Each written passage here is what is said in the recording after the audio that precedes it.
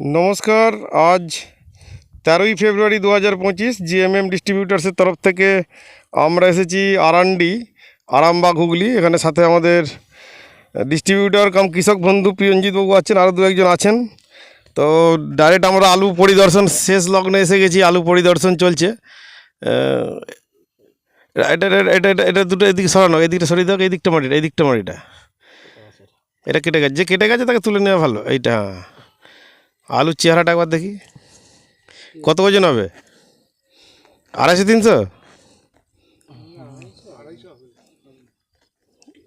না, দুটো হ্যাঁ, দুটোই তো বলছি।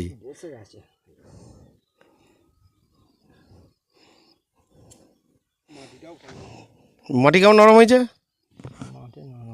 নরম হয়েছে। এখনো কত 80 দিনের গাছ এটা? 75 দিন। তাহলে এখনো অনেক বাড়বে আলুগুলো। আর তুলে লাভ নেই। তলাতে আলু থাকবে তো বটে, অত পুরো কি সরানো যাবে নাকি? অনেক গাছ নষ্ট হবে, পাশাপাশি শিকড়গুলো ছিঁড়বে। মাটি চাপা দিয়ে দেয়, ব্যাস।